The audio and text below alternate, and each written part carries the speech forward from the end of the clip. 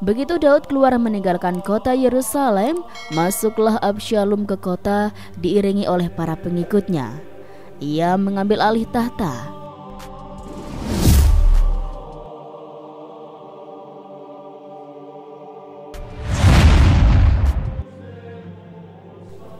Nabi Daud alaihissalam selalu mengajak putranya, Sulaiman, dalam tiap-tiap sidang peradilan yang diadakan untuk menangani perkara-perkara perselisihan dan sengketa yang terjadi di dalam masyarakat.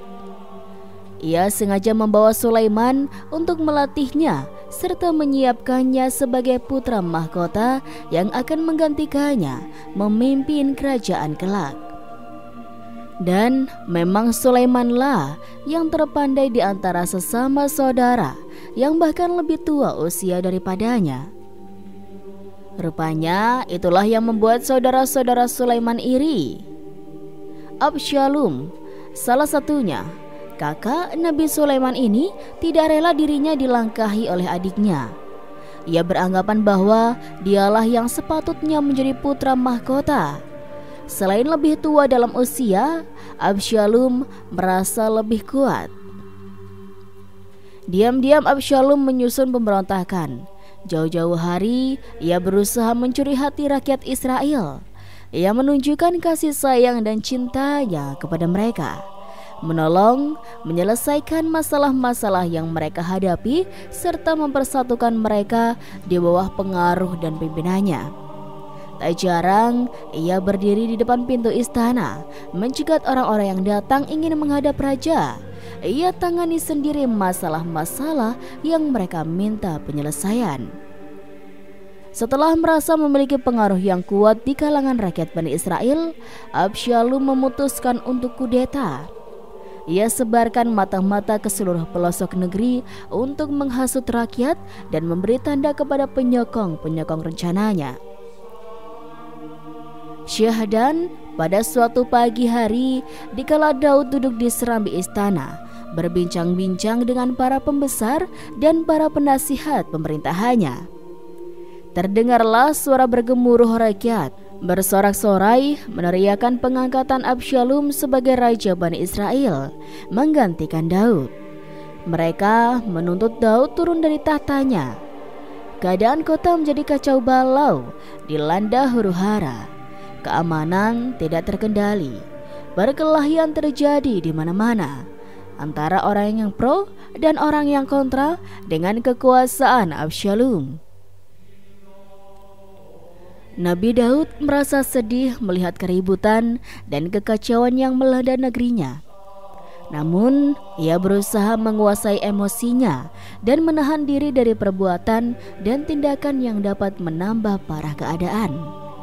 Akhirnya, Nabi Daud mengambil keputusan meninggalkan istana untuk menghindari pertumpahan darah. Bersama dengan pengikutnya, ia menyeberang sungai Yordan menuju Bukit Zaitun. Begitu Daud keluar meninggalkan kota Yerusalem, masuklah Absyalom ke kota diiringi oleh para pengikutnya. Ia mengambil alih tahta.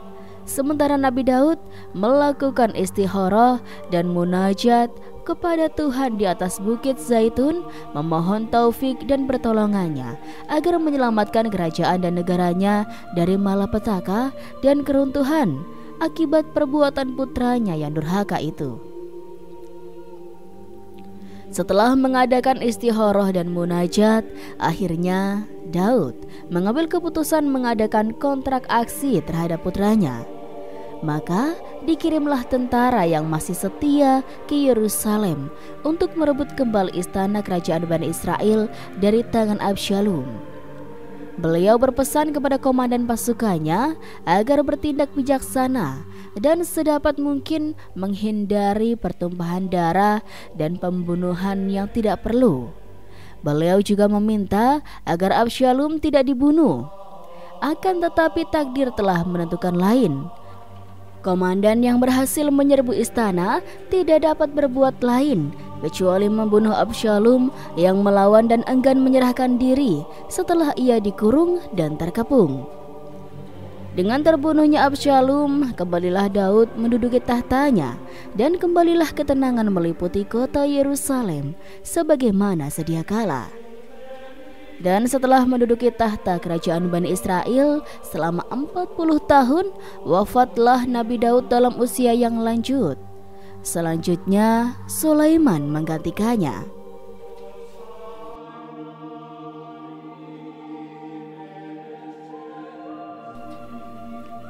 Allah Subhanahu wa Ta'ala telah memberikan kerajaan, hikmah, dan mengajarkan apa yang Dia kehendaki.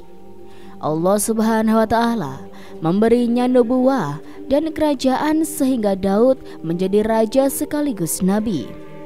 Hamid Ahmad Al-Tahir dalam kitab berjudul Sahih Qasas Al-Quran menyebutkan Allah juga memberinya suara merdu, mengajarkan kepadanya cara membuat baju perang, memberinya suara yang ketika terdengar oleh gunung, mereka segera tunduk pada perintah Rabb dan bertasbih kepada Daud. Bahkan burung-burung yang tidak lain adalah makhluk yang paling lembut hatinya, turut bertasbih bersama Daud dengan bahasa mereka. Nabi Daud adalah sosok pemberani yang tekadnya dikuatkan iman dalam dirinya ketika Bani Israel diam terpaku untuk memerangi Jalut. Wujud Jalut sedikit pun tidak menciutkan nyali Daud. Dia justru keluar barisan untuk menghampirinya, sampai akhirnya berhasil membunuhnya. Daud adalah umat tersendiri. Dengan keberanian dan kekuatan yang ia miliki, ini tidak lain disebabkan oleh keimanan di dalam dirinya. Nabi Daud adalah contoh bagi raja yang enggan makan selain dari hasil pekerjaan tangannya sendiri. Seperti disebutkan dalam hadis, sesungguhnya makanan yang paling baik yang dimakan seseorang adalah hasil kerjanya, dan Nabi Daud memakan dari hasil kerja tangannya. Allah Subhanahu wa Ta'ala memberikan Nabi Daud keterampilan yang tidak dikuasai oleh seorang pun di masanya, sehingga keterampilan ini menjadi mukjizat baginya. Inilah yang diungkapkan Al-Quran melalui firman Allah. Sesungguhnya telah kami berikan kepada Daud kurnia dari kami. Kami berfirman, hai gunung-gunung dan burung-burung, bertasbihlah berulang-ulang bersama Daud. Dan kami telah melunakkan besi untuknya. Quran Surat Saba ayat 10.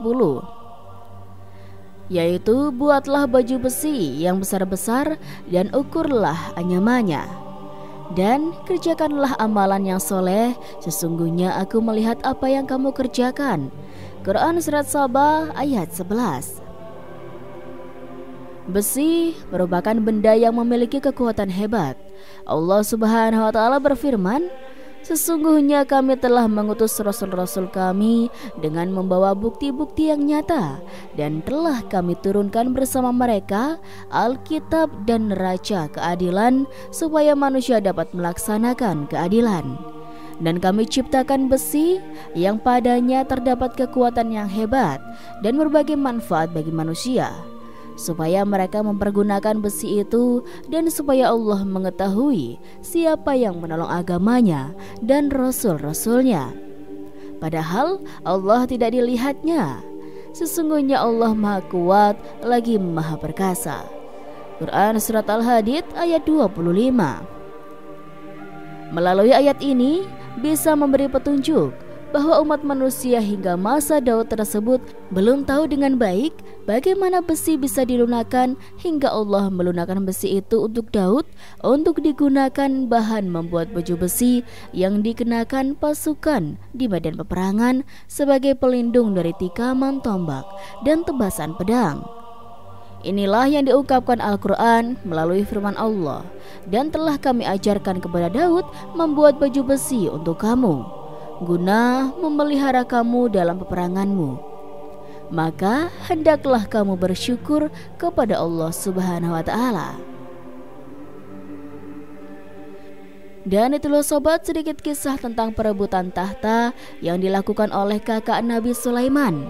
Kurang dan lebihnya mohon maaf, karena yang sempurna hanyalah milik Allah Subhanahu wa Ta'ala. Wallahu alam. Sekian dari Rizky. Wassalamualaikum warahmatullahi wabarakatuh.